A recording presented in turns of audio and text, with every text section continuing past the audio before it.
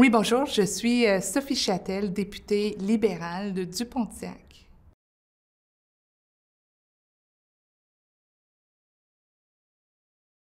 Mais quelqu'un m'a dit un jour que la politique, c'était l'art du possible. Donc, pour moi, ça a toujours été important de faire le maximum pour notre communauté et le pays aussi. J'ai travaillé beaucoup en économie, en finance, puis je vois des grands enjeux qui s'en viennent au niveau de la transition vers une économie différente, une économie verte. Ça comprend beaucoup d'opportunités aussi, mais aussi la protection de la planète. C'est un enjeu de nos vies finalement. Et puis, ça me tentait d'être là pour faire mon possible.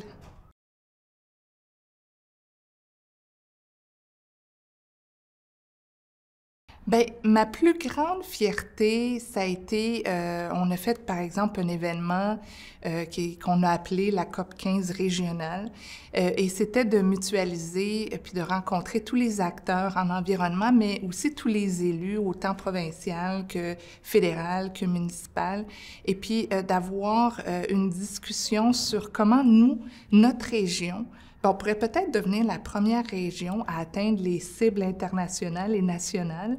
Et puis ça l'a conduit à une série d'initiatives. Donc, c'est une belle réalisation pour moi d'avoir réuni ces beaux acteurs-là et d'avoir des projets concrets qui s'en suivent.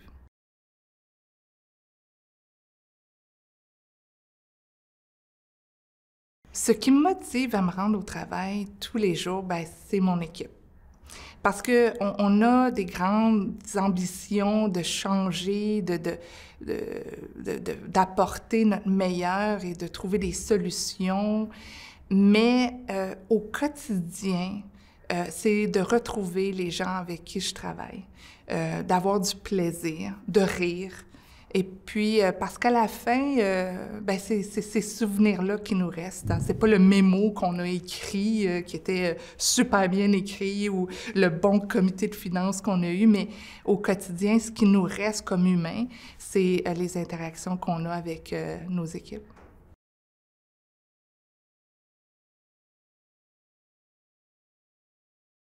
Oui, bien, moi, quand j'ai été élue, j'étais en finance, en fiscalité. Je revenais de Paris, de l'OCDE.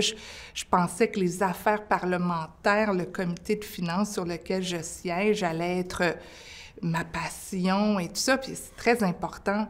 Mais j'ai découvert que l'aspect de représenter les gens de ma circonscription est extraordinaire. Le Pontiac, je ne sais pas si vous le savez, mais c'est plus grand que la Belgique en termes de territoire. Et c'est un peu la mosaïque canadienne, hein, parce qu'on a une communauté anglophone à l'ouest, francophone rurale au nord. On a un centre urbain multiculturel, puis on a deux communautés autochtones. Donc, on a un peu la mosaïque, on n'a pas les pêches là, et les océans, là, mais on a tous les enjeux. Et c'est d'apprendre pour bien représenter, il faut apprendre à connaître. Hein? Et puis quand on apprend à connaître, on apprend à aimer. Et puis c'est toutes ces connexions-là qui se font dans la circonscription qui m'ont surprise parce que c'était pas l'aspect que je pensais qui allait être aussi présent dans ma vie de députée.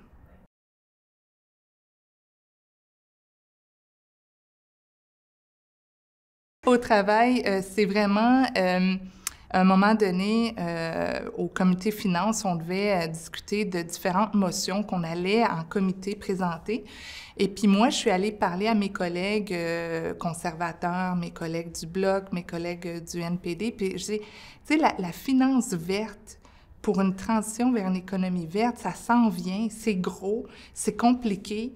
Moi, je le comprends pas super bien dans les détails, mais les Canadiens non plus. Au comité finance, je pense qu'on devrait en parler. Et puis d'ailleurs, on a eu des rencontres en comité finance. La motion a passé, puis on travaille là-dessus. C'est formidable.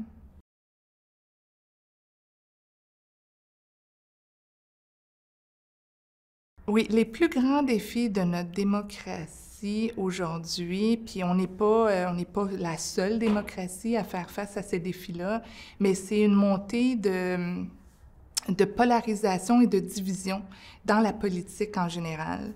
On peut parler d'extrême droite, mais je parle d'extrémistes en général. On parle beaucoup plus de ce qui nous divise, de ce qui nous unit. Puis ça, je trouve ça dangereux pour les démocraties, parce que cette division-là est alimentée par la peur, par des politiciens qui utilisent des enjeux identitaires ou qui utilisent la peur pour essayer de se trouver du pouvoir ou contrôler. Mais ça inhibe l'empathie qu'on a tout naturellement comme être humain dans nos communautés. Moi, je le vois dans mes communautés, il y a énormément d'empathie. Les gens sont là pour les uns les autres. Fait que quand on a des gens qui s'immiscent dans la sphère politique avec un agenda polarisé, ça affecte, ça impacte les gens parce que le but, c'est de leur faire peur, de leur faire croire qu'on est divisé. Puis ça inhibe l'empathie. Puis l'empathie est essentielle à une démocratie parce que en démocratie, on veut aller plus loin ensemble parce qu'on sait que tout seul, on ne va pas nulle part. Fait que c'est un peu ça, les défis.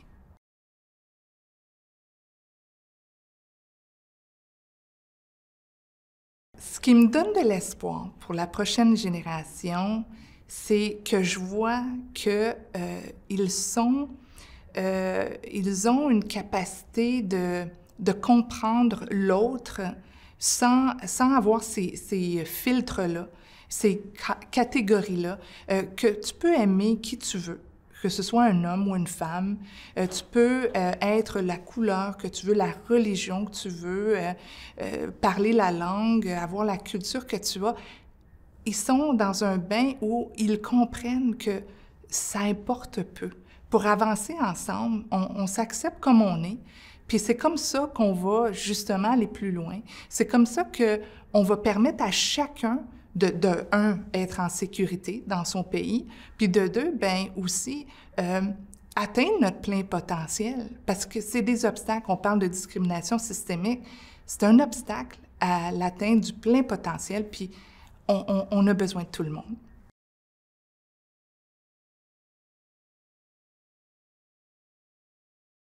Mon mois de 16 ans, ben c'est l'adolescence, hein? C'est un moment turbulent, puis un moment émotif.